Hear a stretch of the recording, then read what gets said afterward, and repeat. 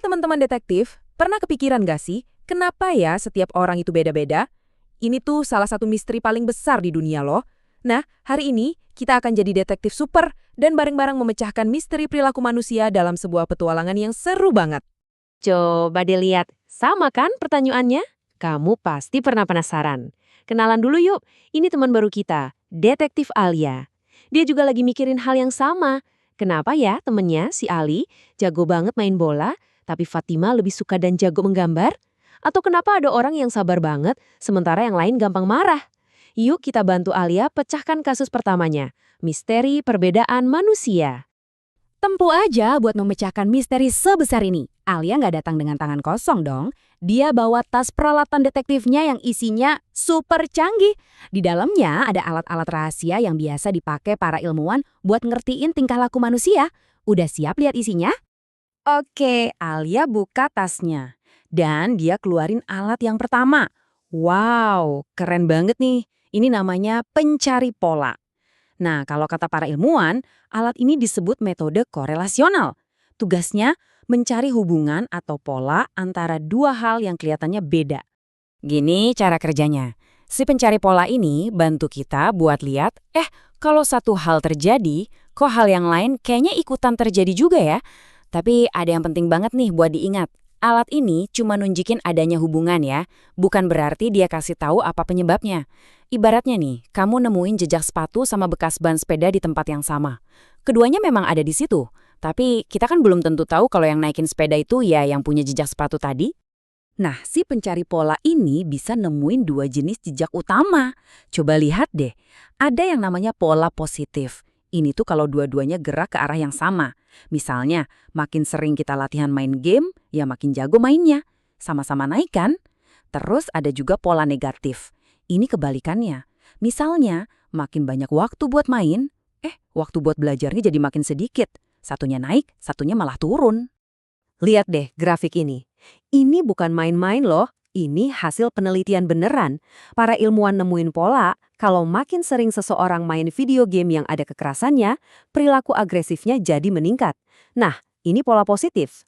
Tapi, di waktu yang sama, keinginan buat nolong orang lain justru jadi menurun. Itu dia contoh pola negatifnya.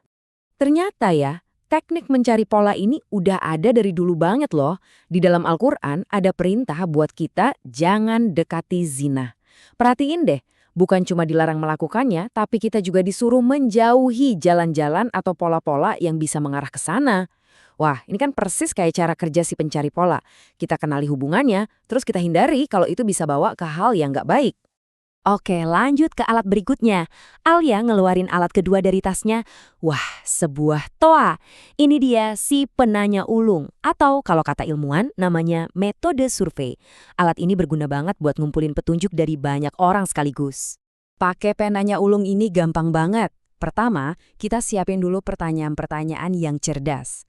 Kedua, kita tanyain deh ke orang yang banyak. Ketiga, kita kumpulin semua jawaban mereka biar kita bisa lihat gambaran besarnya.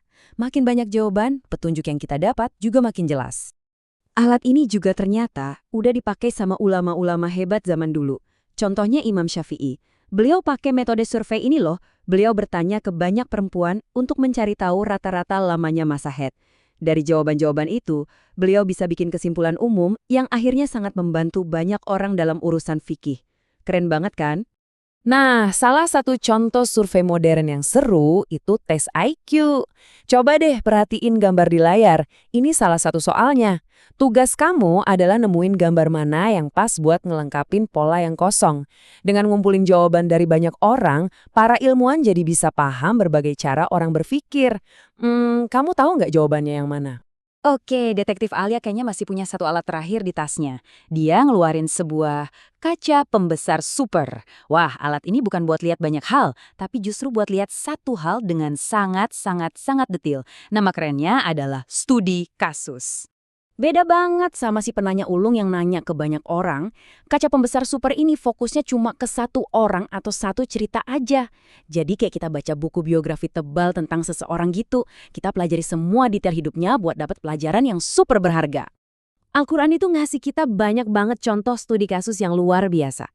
Contohnya, kita bisa pelajari kisah Nabi Musa alaihissalam sebagai contoh kepribadian yang baik. Beliau rendah hati dan taat. Di sisi lain, ada juga kisah Fir'aun sebagai contoh kepribadian yang buruk, sombong, dan juga kejam. Nah, dengan mempelajari dua cerita ini secara mendalam, kita jadi tahu sifat mana yang harus kita contoh dan mana yang harus kita jauhi. Jadi, detektif hebat itu bukan cuma soal punya alat-alat canggih loh. Detektif Alia paham banget, yang paling penting itu kita harus ikutin aturan mainnya. Setiap alat punya cara pakai yang benar, biar kita nggak salah ambil kesimpulan. Yap, setiap detektif hebat harus tahu 3 aturan emas ini. Pertama, buat si pencari pola, ingat ya, nemuin pola itu bukan berarti nemuin penyebab. Misalnya pas cuaca panas, banyak orang makan es krim. Apa artinya es krim bikin cuaca jadi panas? Ya enggak kan? Kedua, buat si penanya ulung. Kita harus nanya ke orang yang pas. Kalau mau tahu mainan anak yang lagi populer, ya tanyanya ke anak-anak dong, bukan ke orang dewasa. Dan yang ketiga, untuk si kaca pembesar super. Ingat, satu cerita aja, meskipun detail banget, nggak bisa kita pakai buat nilai semua orang. Aturan nomor 3 tadi tuh penting banget. Ada cerita bijak dari Khalifah Al-Ma'mun. Waktu itu ada orang yang ngomong kasar ke beliau. Terus beliau ngingetin, Allah mengutus orang yang lebih baik darimu, yaitu Nabi Musa, kepada penguasa yang jauh lebih buruk dariku, yaitu Firaun, tapi tetap memerintahkannya untuk berbicara dengan lembut. Ini pelajaran keren banget supaya kita nggak gampang ngecap orang lain cuma dari satu cerita. Wah, petualangan kita hampir selesai nih. Sekarang, kita semua udah punya peralatan detektif kayak punya Alia.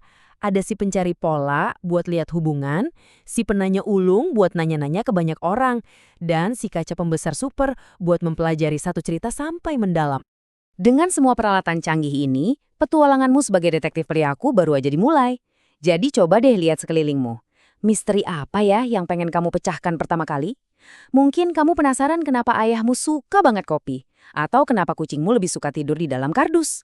Dunia ini penuh sama misteri yang nunggu kamu pecahkan. Selamat menyelidik, detektif.